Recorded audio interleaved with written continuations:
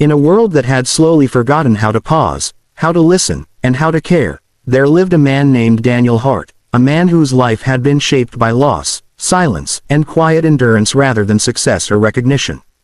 Daniel lived in a small, crowded town where people rushed past each other every day, eyes fixed on their phones, minds busy with worries, and hearts guarded by disappointment. Kindness, once common, had become rare, almost suspicious, as if helping someone now required a reason or reward. Daniel worked as a night security guard at a nearly abandoned warehouse on the edge of town, earning just enough to survive, sleeping during the day, and walking alone through streets that never truly felt like home. He was not always this way. There was a time when Daniel believed deeply in people, when he dreamed of becoming a teacher, when his smile came easily and hope felt natural. But life had a way of testing the strongest hearts in the quietest ways. When Daniel was only 19, his parents died in a tragic road accident, leaving him suddenly alone in the world with no guidance, no safety net, and no one to lean on. Friends slowly drifted away as grief consumed him, and responsibilities replaced dreams. He dropped out of college, took whatever jobs he could find, and learned to survive without asking for help, because asking had never brought anything except disappointment.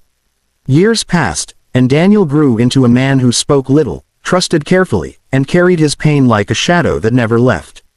Yet despite everything life had taken from him, it had not taken his ability to feel the pain of others.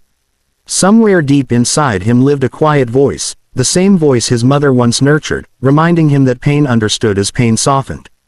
Every night during his long shifts, Daniel would watch the city from behind dusty windows, observing the loneliness hidden behind bright lights. He noticed the homeless man who slept near the bus stop every night, the exhausted single mother dragging her child home after late shifts, the old woman who waited alone at the corner cafe every evening as if expecting someone who never arrived. He never interfered, never assumed, but he noticed, and noticing itself was an act of humanity in a world that preferred blindness. One cold winter night, as freezing wind swept through empty streets, Daniel noticed something different near the warehouse gate. A small figure sat curled beside the fence, shivering, unmoving, ignored by the passing world. At first, Daniel told himself it was not his responsibility. He had learned the hard way that getting involved often led to trouble. But the figure didn't move, and something heavy stirred in his chest. He approached slowly and saw a young boy, barely 10 years old, wearing torn clothes, his hands blue from the cold, his eyes wide with fear and exhaustion. The boy flinched at Daniel's presence, expecting anger or rejection, the way the world had taught him to expect. Daniel crouched down carefully, lowering himself to the boy's level, and spoke in a calm voice that carried no threat. He asked the boy his name, but the boy remained silent, clutching a small backpack as if it contained his entire life. Daniel didn't push. He remembered what it felt like to be afraid, to feel unwanted, to believe that the world would only hurt you if you let it close. Without saying another word, Daniel removed his gloves and placed them gently beside the boy, then stood up and walked a few steps away, giving him space to choose. After a long moment, the boy slowly put on the gloves, and that small action broke something open inside Daniel. He returned with a cup of warm tea from his thermos and placed it near the boy, still not forcing eye contact. The boy finally whispered his name, Aaron, and in that whisper lived a story of neglect, hunger, and nights spent hiding from danger. Aaron had run away from an abusive home, believing the streets were safer than the place meant to protect him.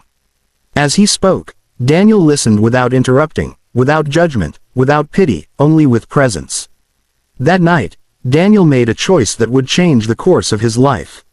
He contacted a local shelter, stayed with Aaron until help arrived, and promised the boy something he had never promised anyone before, that he would not disappear. In the days that followed, Daniel visited the shelter regularly, bringing food, books, and quiet encouragement. He discovered that kindness was not about grand gestures but about consistency, about showing up even when it was inconvenient, about caring without expecting gratitude. Aaron slowly began to trust again, and through that trust, Daniel began to heal parts of himself he didn't know were broken. Word of Daniel's quiet kindness spread slowly, not through praise but through example. Others began to notice, to help, to care. The warehouse guard who barely spoke had become a silent reminder that goodness still existed. Daniel learned that kindness does not erase pain, but it gives pain a purpose, and through helping others stand up, he finally learned how to stand again himself.